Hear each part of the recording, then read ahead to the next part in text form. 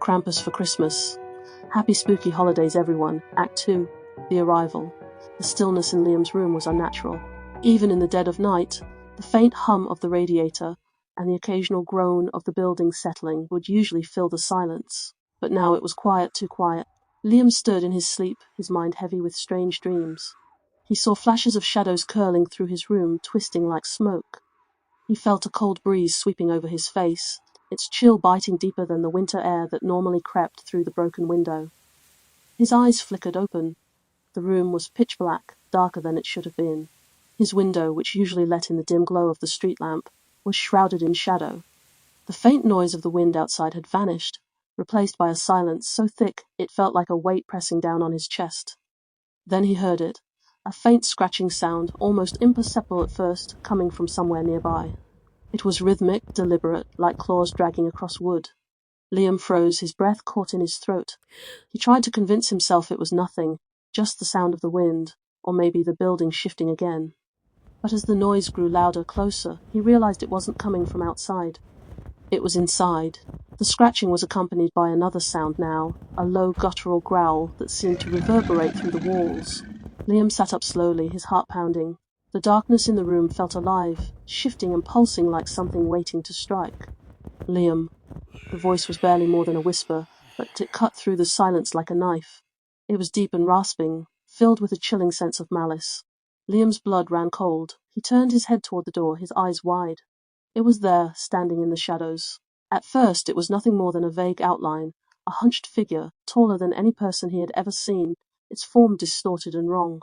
But as it stepped forward, the dim light from the street outside caught its face, and Liam's stomach turned with a sickening lurch. The creature's face was monstrous, a grotesque mask of gnarled features and sharp, jagged teeth. Horns curled from its head, twisting upward like the roots of a dead tree. Its eyes glowed with a fiery red light, piercing and cruel, and its mouth twisted into a sneer that sent shivers down Liam's spine. It stepped into the room, its hooves clacking against the floor with each deliberate movement. Its body was draped in a tattered black cloak, the edges frayed and trailing along the ground like smoke. In its clawed hands it carried a long gnarled staff, topped with what looked like the skull of a goat. Liam. The creature growled again, its voice like the crackle of burning wood. Liam couldn't move. His body was frozen, paralyzed by a combination of terror and disbelief. He wanted to scream, to hide, to run, but he couldn't even breathe. The creature tilted its head, its glowing eyes narrowing. "You called for me," it said, its tone dripping with malice. "And here I am." It took another step forward, and Liam flinched, finally breaking free of his paralysis. He scrambled backward, his hands clutching at the edge of his mattress as if it could somehow protect him. What are you?" he managed to stammer, his voice barely more than a whisper. The creature bared its teeth in a sinister grin. "You know who I am, child," it said, the words slithering through the air like smoke. "I am Krampus, the shadow of Christmas, the one who punishes the wicked and answers the cries of the desperate." Liam's heart pounded in his chest, his mind racing. He remembered the letter, the desperate plea he had written in the dead of night. He had asked to be taken away, to escape the misery of his life, and now somehow his wish had been granted. Krampus extended a clawed hand toward him, the sharp tips gleaming in the faint light. "Come," it said, its voice low and commanding. "You asked for freedom. I will grant it." Liam hesitated, his fear warring with the faint flicker of hope that had driven him to write the letter in the first place. This was what he wanted, wasn't it? To leave, to escape? But as he stared into Krampus's glowing eyes, he felt a pang of doubt. There was something in those eyes, something dark and ancient, that filled him with a sense of dread. "Where will you take me?" he asked, his voice trembling. Krampus let out a low chuckle, the sound reverberating through the room. "You will see," it said cryptically. "But know this, there is no going back." Liam swallowed hard, his throat dry. He thought of his parents, of the endless fights, the neglect, the cold and hunger. He thought of the nights spent wishing for something, anything, to change. And then, slowly, he reached out and took Krampus's hand. The moment their hands touched, the world seemed to tilt. Liam felt a sudden rush of cold, a biting chill that seeped into his bones and stole the breath from his lungs. The room around him blurred and twisted, the edges melting away like ink in water. He closed his eyes, his stomach churning as he felt himself pulled into the darkness. The sensation was disorienting, like falling and floating at the same time. He clung to Krampus's hand, the only solid thing in the swirling void. When he opened his eyes again, the world had changed. They were standing in a strange, desolate landscape. The ground was covered in snow, but it was not the clean white snow of Christmas mornings. It was grey and ashen, swirling with black flecks that seemed to shimmer in the faint, eerie light. The sky above was a sickly shade of red, streaked with dark clouds that moved unnaturally fast. The air was thick and heavy, filled with a metallic tang that made Liam's skin crawl. Around them, twisted trees jutted out of the ground, their bare branches clawing at the sky like skeletal hands. This isn't real," Liam whispered, his voice barely audible. Krampus let out a low chuckle. "It is as real as the life you left behind," it said. Liam turned to look at the creature, his fear momentarily overshadowed by confusion. "Why did you bring me here?" Krampus didn't answer. Instead, it gestured with its staff, and the ground beneath them began to shift. Liam stumbled as the snow parted, revealing a dark, yawning chasm. From within, he could see flickering images, scenes that played out like fragments of a nightmare. He saw a boy, no older than himself, sitting alone in a dimly lit room. The boy's face was pale and gaunt, his eyes hollow and lifeless. "That one," Krampus said, its voice dripping with disdain. "He was like you, forgotten, lost," he called out, and I answered. The image shifted, and Liam saw the boy again, but this time he was different. His face was twisted in fear, his eyes wide as he screamed silently. Dark hands reached for him, pulling him into the shadows. Liam felt a chill run down his spine. "What happened to him?" he asked, though he wasn't sure he wanted to know the answer. Krampus's grin widened. "He became one of mine," it said simply. Liam's stomach twisted as he peered into the chasm, the images below growing more vivid and grotesque. A girl, no older than 6, crouched in a corner as shadows coiled around her.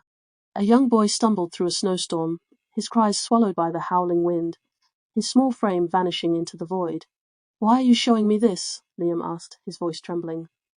His hand instinctively reached for his chest, as though trying to shield himself from the dark images. Krampus turned its glowing eyes toward him, its horns casting jagged shadows across the barren landscape.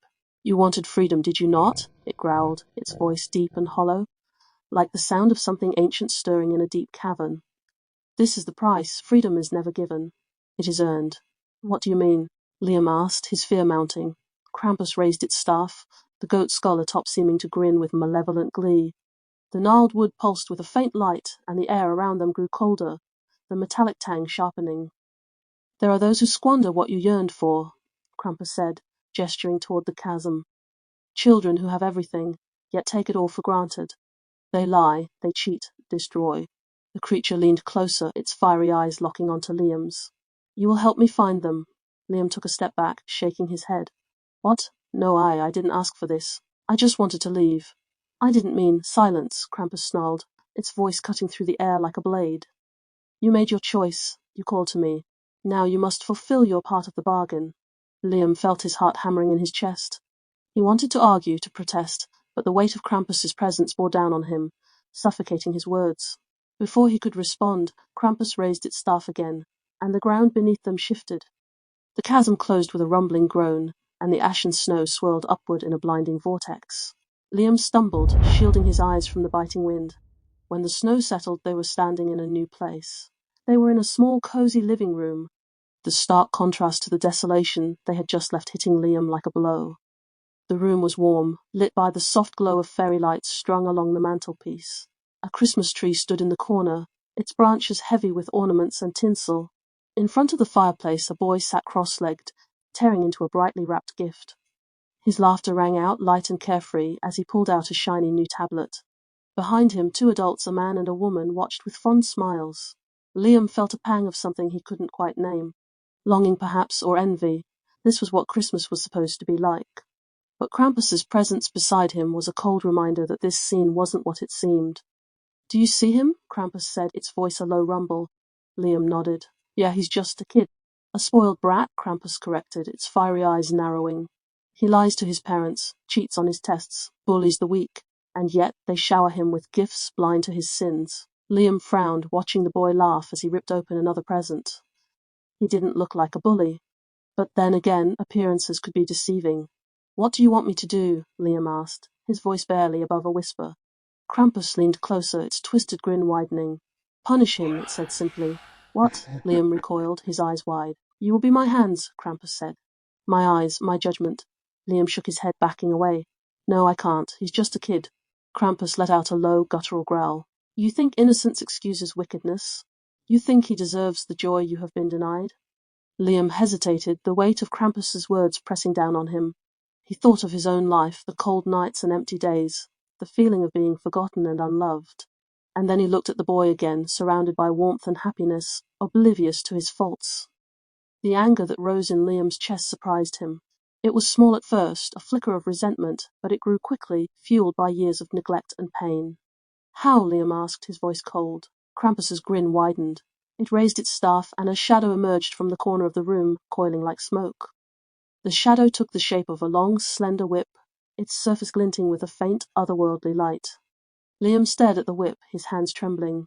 He didn't want to do this, but the longer he hesitated, the more he felt Krampus's eyes on him, watching, waiting. You've been wronged, Krampus said, its voice a whisper in his ear. Now, take what you are owed. Liam's hand closed around the whip, its surface cold and smooth. The boy in front of him seemed unaware of their presence, his laughter continuing as he opened gift after gift. Liam took a shaky step forward, the whip dragging behind him. His mind was a whirlwind of doubt and anger, fear and desperation.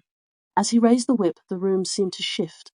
The warmth of the fire dimmed, the colors of the decorations fading into muted grays. The boy's laughter slowed, distorted, until it became a haunting echo. Liam hesitated, his arm trembling. Do it, Krampus growled. The whip cracked through the air, striking the boy across the back. He let out a cry, his body jolting as the shadowy whip left a dark, smoking mark on his skin. The boy turned, his wide, tear-filled eyes locking on to Liam. For a moment Liam froze, the whip slipping from his hand. The boy looked at him, not with anger or fear, but with a deep, piercing sadness. What are you doing to me? The boy whispered. Liam's breath caught in his throat. He looked down at his hands, then back at Krampus. The creature's grin was gone, replaced by a look of cold satisfaction. Liam dropped the whip and stumbled backward, shaking his head. No, I can't do this, Krampus growled, its fiery eyes narrowing. You have no choice, it hissed. You are mine now. Liam staggered back, his breath sharp and shallow, his body trembling. The whip lay on the floor, curling and uncurling like a living thing, eager to be picked up again. The boy in the living room sat frozen, his wide, tear-filled eyes staring into Liam's as if silently pleading for mercy. Pick it up, Krampus commanded, its guttural voice reverberating through the room. I can't, Liam whispered, his voice cracking. His legs felt weak, his knees threatening to buckle under him. This isn't what I wanted. I never asked for this. Krampus's twisted grin returned, but it was colder now, lacking the mockery it usually carried. What you wanted no longer matters, boy, it said, stepping closer. Its hooves clacked loudly on the wooden floor, the sound echoing unnaturally. You chose me, and with me there is no turning back. The boy on the floor sniffled, his small hands gripping the edges of his jumper, as though to shield himself. He whispered something Liam couldn't make out, his lips trembling. I won't do it, Liam said firmly, finding a shred of defiance in the overwhelming sea of terror. He stepped back again, his fists clenched at his sides. I won't hurt him. No. Krampus tilted its head, its glowing eyes narrowing to slits. Is that so? It hissed. The room began to shift again. The warmth of the fire disappeared entirely, replaced by an icy chill that seeped into Liam's bones. The Christmas tree withered before his eyes, the ornaments falling and shattering on the ground. The boy's parents, who had been standing in the background, turned to face Liam, but their faces were no longer human. Their eyes were hollow pits, their mouths stretched into grotesque, eternal screams. The boy let out a shriek and scrambled to his feet, backing into the corner. Mum? Dad? He cried, his voice high-pitched and desperate. What's wrong with you? This is the world without punishment, Krampus said, its voice dark and booming. A world where the wicked thrive unchecked. Would you rather let him grow into one of them? Liam clutched his head, squeezing his eyes shut. He couldn't think. He couldn't breathe. The room felt like it was closing in on him, the walls pressing tighter and tighter. Stop, he shouted. The oppressive atmosphere lifted, and Liam opened his eyes to find himself standing in the barren, ashen landscape again. The boy, the ruined room, the screaming figures, all of it was gone. Only Krampus remained, looming over him like a terrible storm cloud. You disappoint me, Krampus said, its tone colder than ever. Liam swallowed hard, his mouth dry. I didn't ask for this, he repeated weakly. You asked for freedom, Krampus growled. And yet, when given the power to take it, you cower like a frightened child. Liam looked down at his hands, which were trembling violently. I didn't mean. You didn't think, Krampus interrupted sharply. Its staff slammed into the ground, sending a jolt of energy through the air. And now, you will see the consequences of your weakness. The ground beneath Liam's feet split open with a deafening crack, revealing another chasm. This one was deeper, darker, its depths swirling with shadows that seemed to whisper and writhe. Liam felt himself being pulled toward the edge, the icy wind tugging at his clothes. "What's happening?" he shouted, panic rising in his chest. Krampus didn't answer. Instead it gestured with its staff, and the shadows within the chasm began to coalesce. Slowly they formed into shapes, figures. Children. Liam's heart sank as he recognized some of the faces. The boy from the living room was there, his tear-streaked face twisted in terror. The girl from the earlier vision was there too, her small frame trembling as dark tendrils wrapped around her wrists. "Why are you showing me this?" Liam asked, his voice shaking. "These are the ones you failed to judge," Krampus said coldly. "Their sins will remain unpunished because of your cowardice. And now they are mine." Liam shook his head violently. "No, no, this isn't fair. I didn't want this." Krampus stepped closer, its towering form casting a shadow over Liam. "Fair?" it sneered. "Did you think the world was fair when you cried out in the night, begging for salvation? Did you think fairness would answer your call?" Liam stumbled backward, his back hitting a jagged tree. "Please," he begged, tears streaming down his face. "Please, don't take them." Krampus's glowing eyes softened slightly, though its expression remained cold. "There is only one way to stop this," it said. "How?" Liam asked desperately. The creature extended its staff toward him, the goat's skull glinting in the faint light. "Take the staff," it said, "become my harbinger. Judge the wicked, and you will save the innocent." Liam stared at the staff, his hands trembling. The weight of the decision bore down on him like a crushing tide. If he accepted, he would become a part of Krampus's dark world, a servant to its twisted sense of justice. But if he refused, his eyes flicked toward the chasm, where the children's faces stared back at him, their eyes wide with fear. "Do it, Liam," Krampus urged, its voice low and commanding. "Take the staff. Save them." Tears streamed down Liam's face as he reached out, his fingers closing around the staff. The moment he touched it, a surge of energy shot through him, cold and sharp like a winter wind. The chasm below began to close, the shadows retreating into the darkness. The children's faces faded, their cries silenced.